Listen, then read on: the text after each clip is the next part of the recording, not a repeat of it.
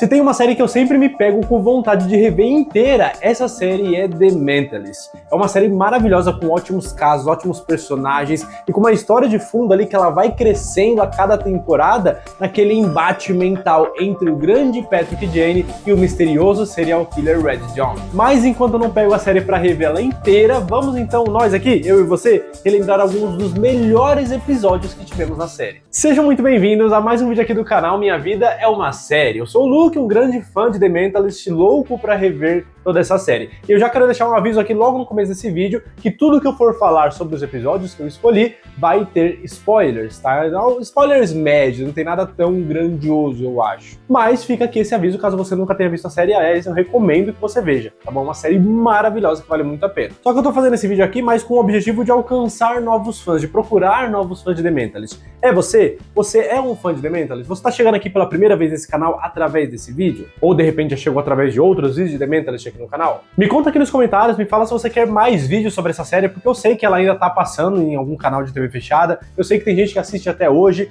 então de repente vale a gente fazer mais vídeos, trazer mais vídeos aqui pro canal sobre The Mentalist. Por isso que eu quero ouvir você, que é fã da série, se você quer mais vídeos, o que você quer que eu fale dessa série, vai deixando aqui nos comentários. Eu tenho alguns vídeos muito antigos falando o que eu achei do Red John, né, que me decepcionou muito, mas enfim, eu tenho vários argumentos pra isso. Um vídeo de curiosidade de The Mentalist, só que, mano, são vídeos de muitos anos atrás, que a qualidade já não é tão boa quanto hoje em dia, e que, de repente, pode ter algumas atualizações, pode ter informações novas, então eu quero saber também se vale eu refazer esse vídeo com mais qualidade, com mais informação pra vocês. E como é que vocês me falam, então, se vocês são fã de The Mentalist, além dos comentários? Você curte esse vídeo, você se inscreve no canal, você ativa a notificação e compartilha. São todas métricas muito importantes para eu saber que vocês realmente estão gostando e querem mais vídeos de The Mentalist, tá bom? Então não deixem de fazer essas coisas. Enquanto você faz tudo isso que eu acabei de falar, vou começar aqui a minha lista. Eu trouxe 5 dos melhores episódios que eu já vi em The Mentalist, revi todos agora para fazer esse vídeo, começando pelo 5º episódio da 5ª temporada, que se chama Red Dawn. Esse episódio, apesar de ele não ter nada muito grandioso e de explodir a cabeça, é um dos meus favoritos, porque já tá na 5ª temporada, já são 5 anos de The Mentalist, e é a primeira vez que a gente vê como que tudo começou. Porque quando a série começa, o Patrick Jane, ele já é um consultor da CBI, né, da CBI, ele já tá ali trabalhando como consultor, ele já tá em busca da vingança pelo Red John, ele já tá ajudando em outros casos, já é um cara muito inteligente, e já sabe de tudo isso. Mas como é que ele entrou ali? Como é que ele passou de um pai e marido, né, que perdeu ali sua esposa e filha, ou seja, como é que ele passou de um familiar de vítimas para um consultor da CBI, né, da polícia, que tá investigando o caso do assassinato da família dele? Como é que ele passou dali para lá, sabe? Sendo apenas um simples civil, sem nenhum treinamento policial. E é aí que entra esse episódio da 5ª temporada, que ele se passa todo como um flashback, né? Ele se passa muitos anos atrás, mais especificamente um ano depois da morte da filha e da esposa do Patrick Jane. Durante esse ano, o Patrick ele tava sumido, né? Ninguém sabia do paradeiro dele, e do nada ele reaparece e entra na delegacia perguntando como é que estão as investigações, como é que tá esse caso, já tem novas pistas, já estão mais próximos de pegar o assassino da filha e da esposa dele, né? Ele queria notícias. Só que qual que é o problema? Ali é uma delegacia, não tem só aquele caso pra resolver que foi há um ano atrás. Eles estão ali resolvendo outras coisas, então nessa correria de resolver outras coisas, de ir pra cima e pra baixo, a única forma de passar informações pro Patrick Jane seria se ele acompanhasse o caso com a Lisbon, porque aí ela ia atualizando ele do caso do Red John durante o caminho ali no carro. E nessa de acompanhar a equipe, principalmente a Lisbon, ele acaba se deparando com o corpo da vítima do caso que eles estão investigando, e ele consegue fazer ali umas observações muito rápidas que a equipe inteira, com um monte de investigação, com um monte de coisa, demorou horas para descobrir. E aí a Lisbon percebeu que ele tinha ali um dom, ele tinha uma coisa diferente, sabe? Uma percepção diferente, ainda que não fosse nada paranormal, mas ela sabia que ele era diferente. Então ela arriscou, né? Porque aquele caso que eles estavam investigando, eles não faziam ideia de quem que era o assassino, tinha muitos suspeitos, todos eles tinham álibis, tinham um monte de desculpa e ninguém tinha prova, ninguém tinha evidência de que fez aquele assassinato. Então ela arrisca, fala, mano, não tenho nada a perder. Ô, Jane, chega aí, me ajuda aqui a pegar, esses aqui são os suspeitos, né? Qual deles você acha que é o assassino? E aí o Patrick, por mais que ele tivesse ali focado no Red John, mas ele faz um truque ali meio que no improviso. Ele pega umas cartas ali de tarô que ele mesmo desenha e começa a fazer um truque, começa a falar com cada um dos suspeitos ali, até que ele consegue fazer o próprio assassino confessar o crime que ele tinha cometido. E aí nessa brincadeira, ele não só conseguiu com que prendesse um policial corrupto, como que prendesse também um juiz corrupto, que aceitasse propina ali e tal, e fez com que a CBI fosse muito prestigiada, né, ficasse bem na fita, tá ligado? E aí pra recompensar ele, ofereceram um cargo de consultor da CBI para acompanhar os novos casos também, enquanto eles iam tendo novas pistas do caso do Red John, que poderia demorar. E aí o resto, como diz o ditado, é história, né? Agora a gente já sabe como é que ele entrou e como é que ele começou nessa área e como é que a equipe confia tanto nele, porque no início todo mundo desconfiava, achava que ele era meio doido, né, das ideias, mas não, ele é um cara realmente inteligente, com uma percepção muito acima do normal, e por isso que ele é quem é. Então assim, esse episódio ele não tem nada demais, como eu falei, não tem nada que explode sua mente, que te deixa sem fôlego, nem nada, mas é um episódio que eu particularmente gosto muito de ver essa origem, de saber como tudo começou. Agora, outro episódio que eu queria trazer pra vocês é lá no final da sexta temporada, um episódio chamado Bluebird, que já é uma época ali pós Red John, né, já revelou quem é, o Red John já morreu, eu falei que ia ter spoiler. O Red John já morreu e acontece um monte de coisa, tem um salto de tempo e eles já estão trabalhando no FBI agora. Existe um contexto ali como é que eles chegaram lá. Mas a maioria da equipe, acho que menos a Van Pelt, se eu não me engano. Não, acho que o Riggs também não tá. Acho que é só o Cho, a Lisbon e o Patrick Jane, né? Me lembrem bem aqui vocês que sabem disso. Mas aí eles já estão trabalhando lá no FBI e tal. E a Lisbon, ela tá namorando um cara que é um namoro novo e tal, um namoro bem recente, mas que ele mora em outra cidade, eu acho, e ela consegue uma transferência pra lá, pra eles ficarem juntos e tudo mais, e o Patrick e Jane não ia mais ver ela. E em todo esse período que eles trabalharam juntos, principalmente agora que o Red John morreu pelas mãos do Patrick e Jane, o Patrick, ele se permitiu viver, sabe? E essa permissão acabou fazendo com que ele percebesse, ou passasse, a se apaixonar pela Lisbon. Só que, mano, ele tava fora desse mercado, entre aspas, né, do romance, há muito tempo. Ele não sabia se comportar como uma pessoa normal. Inclusive a própria Lisbon fala isso pra ele, né, nesse episódio. E aí ele não conseguia se declarar. E a forma com que ele fez pra que ela de repente percebesse que é legal estar com ele, pra que ela se declarasse pra ele, né, pra que ele não precisasse tomar essa iniciativa, e pra que ela desistisse de se mudar pra onde ela tava indo, ele cria todo um caso falso, que é um caso verdadeiro, na verdade um caso antigo que estava arquivado, mas que ele reabre e ele cria várias pistas falsas ali para fazer a Lisbon se sentir especial, para fazer a Lisbon se sentir inteligente, não que ela não seja, tá? Mas de mostrar, na verdade, como ela é inteligente, para que ela perceba isso, que ela vai desvendando ali o caso meio que sem a ajuda dele. E, mano, tá indo tudo muito bem, ela tá se sentindo muito bem, tá indo tudo maravilhoso, até que ela descobre a verdade, que era tudo fake, criado por ele. Ela fica muito brava, joga bebida nele, aí ela começa a esculachar, falando que ele não sabe se comportar como um ser humano normal, que ainda bem que ela vai embora mesmo, não sei o quê. E aí, quando ela fala tudo isso, inclusive, o namorado dela, sabe quem é? O Pedro Pascal. Mano, eu fui reassistir esse episódio, desacreditei, porque na época eu não conhecia ele, né? Eu acho que ele nem era tão conhecido assim, na verdade. Tá bem novinho aqui na série, namorando a Lisbon. E é engraçado também quando eles estão brigando ali, quando a Lisbon descobre tudo isso, o Cho e o Abbott, eles estão ali, né, meio que ajudando a investigar o caso e tal. E o Abbott tá na cara do que tá acontecendo. E o Cho fica, ué, por que ela tá tão brava assim? Por que ela tá muito brava além do normal, já que o Patrick há anos engana ela em vários casos, né? Porque dessa vez ela ficou tão brava. E o Abbott fica, sério? Sério que você não entendeu? Really? You don't know why? Don't know what. E aí as coisas vão acontecendo, o Patrick fica mó depressivo porque perdeu a Lisbon de vez, ele vacilou e tal. Só que aí ele decide ter uma última tentativa. E ele vai atrás dela naquele clichêzão, né, norte-americano, estadunidense, que é correr atrás do amor da sua vida no aeroporto. E aí ele vai lá pro aeroporto, pula lá a segurança, fura o bloqueio e consegue entrar no avião para poder se declarar para ela, mesmo que ele fosse preso depois disso. E ele dá uma declaração, mano, que me emocionou na época que eu assisti e me emocionou agora que eu reassisti também, porque é lindo o discurso que ele faz. The truth, Teresa, is that I can't imagine waking up knowing that I won't see you. E aí no final ele acaba sendo preso, sai do avião, né? Mas no melhor estilo Friends, a Lisbon aparece no final, I got off the plane, né? Ela saiu do avião, se declarou pra ele também, e eles acabam ficando juntos, um se declarando pro outro, que fica maravilhoso finalmente, né? Porque eu não sei vocês, mas eu shippo esse casal desde o primeiro episódio.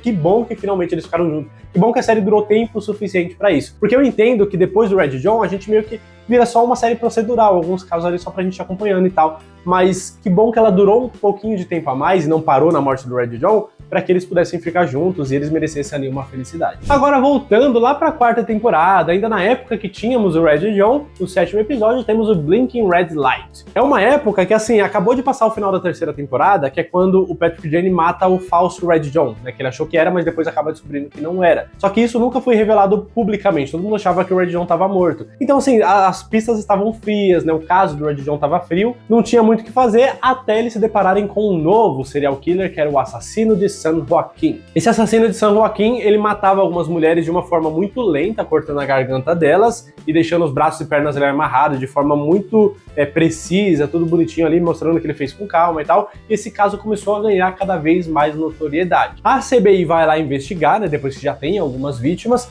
não sabem quem é, tem alguns suspeitos ali, mas todo mundo meio que tem um álibi também, mas o Patrick Jane, com pouco tempo, ele, óbvio, né, como sempre, ele já consegue saber quem é o suspeito, na verdade, quem é o assassino, né, não quem é o suspeito, mas dessa vez tem um problema, ele não consegue provar. Não existe nenhuma evidência, ele provoca bastante o assassino, provoca o ego do assassino, mas ele não consegue fazer com que ele cometa algum erro, sabe? E aí o caso vai ganhando tanta notoriedade e as vítimas continuam aumentando que o FBI aparece e pega o caso para eles. Então, quando o FBI pega o caso, a CBI já não tinha mais o que fazer, eles não poderiam continuar investigando, mas é óbvio que o Patrick Jane não ia deixar isso para lá, né? Ele não ia deixar isso de lado, então ele decide fazer uma última tentativa. Ele vai num programa que o próprio assassino tá fazendo ao vivo, ele tá como convidado ao vivo, né, de um programa de entrevista, só que ele não tá lá como um assassino, é claro, né? Ele tá lá como um blogueiro, como um cara, um civil comum que ficou obcecado por esse caso, sabe tudo sobre esse caso, sabe tudo sobre o assassino, só não sabe quem é, necessariamente, né? Mas ele tem um trabalho ali de marcar tudo o que esse assassino faz, né? De juntar todas as notícias, criou um blog específico para isso, para as pessoas saberem quem é esse assassino, e sem querer, dando cada vez mais fama pro assassino de San Joaquin, né? Falando que ele é extremamente inteligente, que é difícil mexer com ele, que não é um cara que busca fama, que ele só faz pelo prazer e não sei o que, por isso que vai ser difícil de capturar. Então ele coloca o assassino de San Joaquin num topo que era meio óbvio que era ele, né? Mas enfim, não tinha provas. E aí, durante o programa ao vivo, o Patrick Jane começa a provocar ele, provocar, na esperança de, né, tirar uma confissão ali, tirar alguma coisa que desse pra usar como evidência pra prender esse cara, pra que não fizesse mais vítimas. Só que não deu certo, porque na hora que o assassino tava indo na dele, ele acabou percebendo que o Patrick Jane tava só irritando ele. Então o Patrick, ele dá um tempinho, ele fica pensando, olhando pra câmera, ele tem uma ideia. Você percebe no olhar dele que ele tem uma nova ideia, né? E aí a gente fica assim, o que será que ele... Eu, de cara, não peguei o que ele tinha pensado. E aí tá ali meio que na propaganda, quando volta, ele continua provocando o assassino de San Joaquin, falando que ele jamais seria como o Red John. E aí o assassino de San Joaquin, mano, ele perde a linha. É porque ele fala, não, o Red John é um fraco, o Red John já foi pego, já foi morto, isso prova o quanto ele era um fracassado e não sei o que, ele nunca vai ser tão bom e tão esperto quanto o assassino de San Joaquin, que não foi pego, e eu deduzo que ele nunca vai ser pego na história e não sei o que. Então ele fica se exaltando, né, exaltando a persona dele ali de assassino e esculachando o Red John. E aí, quem assistiu o primeiro episódio da série sabe onde que isso ia dar, né? Passa um tempinho ali, no final do episódio, acabam encontrando o corpo desse cara, que era o assassino de San Joaquin, todo ensanguentado, mas não sem antes a marquinha famosa que arrepia todo mundo, né, do rostinho feliz lá do Red John, feito com o próprio sangue da vítima, antes de acharem o corpo. Mano, o Patrick, ele foi tão genial, porque ele sabia que esse cara não ia ser capturado. Ele sabia que o cara tava com um ego tão inflado que ele ia continuar matando cada vez mais mulheres, até que talvez um dia, eventualmente, ele cometesse um erro e fosse pego, tudo bem, mas até lá, no processo, um monte de gente ia morrer. Ele não queria que isso acontecesse e ele não podia mais investigar oficialmente, né, pra tentar descobrir alguma coisa sobre o cara. Então ele jogou uma última cartada final. Ele fez o cara ao vivo esculachar o Red John, porque ele sabia que o Red John tava vivo, ele sabia que o Red John ia ficar sabendo, ele sabia que o ego do Red John ia falar mais alto e ia matar esse cara, assim como matou a filha do Patrick Jane e a esposa, quando ele também fez isso ao vivo há alguns anos atrás. Mano, ele foi genial, já que não dá pra prender, parou o assassino de outra forma. O penúltimo aqui dessa lista, vamos lá pra sexta temporada, chegando pertinho da revelação do Red John, no sexto episódio, que é o Fire and Brimstone. Porque assim, vocês lembram como era legal, antes da revelação do Red John, vocês lembram como era legal ter uma série cujo tinha a maior construção e criação de um vilão, de um antagonista de qualquer outra série na história? Era tudo muito bem construído, o mistério, o misticismo em cima desse vilão, desse personagem, né? O quanto o Patrick Jane, a gente sabia que era extremamente inteligente, mas nem assim ele conseguia alcançar o Red John. Então o Red John, cara, ou era um gênio, ou era um médium de verdade. Quem é esse cara? Como é que ele consegue se safar? Como é que ele conseguiu adivinhar a lista dos suspeitos do Patrick Jane antes que o próprio Patrick soubesse? Tipo, 2 meses antes ele já sabia o ponto que o Patrick Jane ia chegar. Como é que ele descobriu isso, mano? Esse Red John é magnífico. Vocês lembram dessa sensação? Pena que eles não souberam encerrar a história desse vilão, né? Dando um final completamente broxante, decepcionante, porque ele, na hora da morte, ele provou ser só um cara covarde, fraco e não tão inteligente assim quanto a gente achou que ele era. Mas antes disso acontecer, como eu disse, tivemos ótimos episódios, principalmente nessa reta final ali que o Patrick foi se aproximando, e no sexto episódio é aquele que ele tá com uma lista reduzida de 5 suspeitos, e aí ele consegue uma nova informação, que o Red John John tem aquela famosa tatuagem de 3 pontinhos no ombro esquerdo. E isso muda tudo, porque agora ele tem uma vantagem, uma informação que o Red John não sabe que ele tem, porque veio de uma vítima no leito de morte. O Red John achou que ela já estava morta, mas na verdade ela estava quase morrendo e deu tempo de ela dar essa informação. O que me fez pensar, só um parênteses aqui, se ela teve tempo de colocar os 3 pontinhos ali no braço, aleatoriamente, e ela conseguiu sussurrar pro Patrick Jane ali falando tatuagem, né, tatu, né, de tatuagem, por que ela não sussurrou xerife, né? Mas enfim, talvez ela não conhecesse ele como xerife, o cara tava lá só como um cara normal. Enfim, ele descobriu essa informação da tatuagem e agora sim, mano, ele só precisa fazer o quê? Reunir os 5 de uma vez, pra não dar tempo do Red John fugir, e descobrir qual desses 5 tem a tatuagem dos 3 pontinhos. Porque com certeza era um desses 5. Então ele passa o episódio inteiro tentando convencer todo mundo ali de estar na casa dele às 8 horas da noite. Ninguém sabe que é a casa dele, né? Ele dá um endereço qualquer, mas é a casa do Patrick Jane. E ele junta todo mundo ali, todos os 5, pra descobrir quem deles tinha tatuagem pra ser Red John e finalmente ele conseguir a vingança dele depois de 10 anos. Mas não sem antes enganar a Lismon para que ela ficasse fora do caminho dele, para que tanto ela não se machucasse, quanto ela não tentasse impedir ele de matar o Red John como ele tinha planejado e falava desde o início que faria isso, então nem dá pra culpar ele. E aí chegou, mano, um momento catártico, todos os 5 últimos suspeitos ali na frente do Patrick Jane, que tá segurando uma espingarda apontando pra eles, pra descobrir, mano, aquele momento pra mim foi sufocante. Eu falei, caramba, finalmente, mano, um desses 5 é o Red John, cara. O que vai acontecer agora? Como é que vai funcionar tudo isso? E aí o pessoal tentando levantar e o Patrick Jane numa calma que só ele conseguia fazer, né? Conseguiria estar naquele momento, apontando a arma. Claramente ele ia atirar. Ele não seria ali seduzido pela emoção e não cometeria um erro. Ele tava calmo demais. Take it easy, Patrick. Do I look distressed?